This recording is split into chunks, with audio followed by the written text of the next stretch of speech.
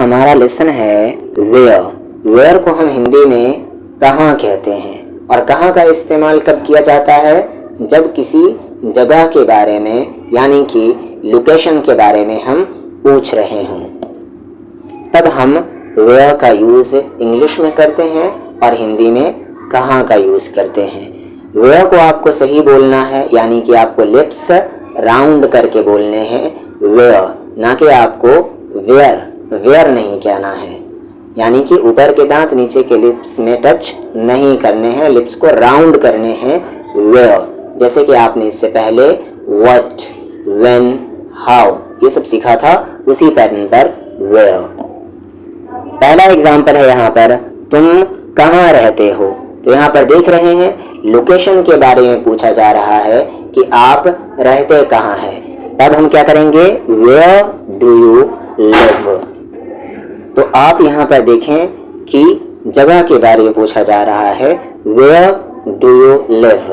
आपको फोकस कहाँ पर करना है, वेयर पर।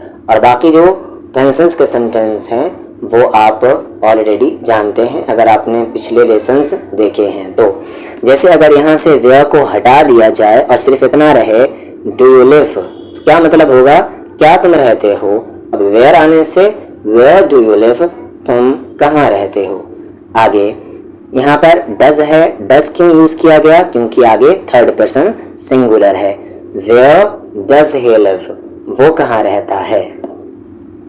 वेयर डिड ही गो, वो कहाँ गया। जगह पूछा जा रहा है, वेयर डिड ही गो, वो कहाँ गया। अब यहाँ पर अगर डिड को हटाकर डज लगा दिया जाए, वेयर डज ही गो, वो कहाँ जाता है।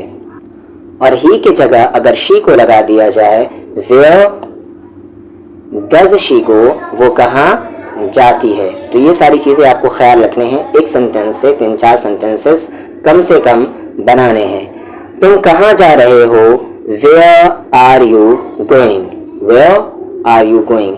यू को हटाएं, कोई नाम रखें यहाँ पर, जैसे खालिद कहाँ जा रहा है, वेयर इज खालिद गोइंग। हम कहाँ जा रहे हैं, वेयर आर वी गोइंग। तुम कहाँ जा रहे हो, वेयर आर यू गोइंग। वो कहाँ जा रहा है, वेयर इज ही गोइंग। इस तरीके से सेंटेंसेस बनाएं। तुम्हें ये किताब कहाँ मिली, वेयर कहाँ, वेयर डिड यू फाइंड, तुम्हें मिली, where did you find this book, ये किताब, where did you find this book. तुमने ये किताब कहाँ से ली या कहाँ मिली, कहाँ पाया। इस तरीके से हम बोल सकते हैं हिंदी में। हम कल कहाँ मिलेंगे, where shall we meet tomorrow, where shall we meet tomorrow. ये रास्ता कहाँ जाता है, where does this road go. बहुत इंपॉर्टेंट सेंटेंस है, इसे याद कर ले। वेयर डज दिस रोड, ये रास्ता कहाँ गो जाता है, where does this road go. तुमने मेरा चश्मा कहाँ रखा, where did you put my glasses, where did you put my glasses. Put यानी कि रखना। मैं ये थैली कहाँ रखूं, where shall I put this bag. Shall का यूज मैं बता चुका हूँ। Where shall I put this bag, ये थैली ये बैग मैं कहाँ रखूं। तुम अब कहाँ जाओगे, where will you go now, where will you go, तुम कहाँ जाओगे, नाउ अब, where will you go now. तुम कहाँ से आ रहे हो, where are you coming from. ये सेंटेंस काफ़ी आपने यूज़ किया होगा, ठीक है।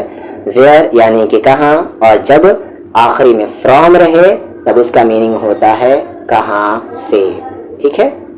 तो ये काफ़ी इंपॉर्टेंट है। कहाँ से को हम क्या कहेंगे, स्टार्टिंग में वेयर लगाएंगे और सेंटेंस के एंड में फ्रॉम लगाएंगे।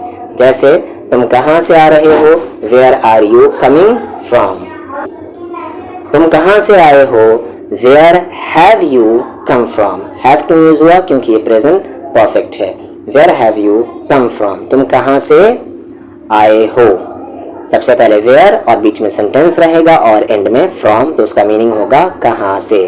वो कहाँ से आया है, where has he come from. इसके लिए पैसे कहाँ से आएंगे? Where will the money for this come from? Where will the money for this come from? तुमने मेरी किताब कहाँ रखी है? Where have you put my book? मेरी चाबियाँ कहाँ गई? Where have my keys gone? Where have my keys gone? तुमने ये रेडियो कहाँ से ख़रीदा? कहाँ से, देखिए यहाँ पर where है और एंड में from. Where did you buy this radio from? यहाँ पर from लगा भी सकते हैं और नहीं भी, यानी कि आप हिंदी में ऐसे बोलते हैं तुमने ये रेडियो कहाँ से ख़रीदा, और ये भी बोलते हैं तुमने ये रेडियो कहाँ ख़रीदी. तो इंग्लिश में भी दो तरीके से बोल सकते हैं, Where did you buy this radio या Where did you buy this radio from?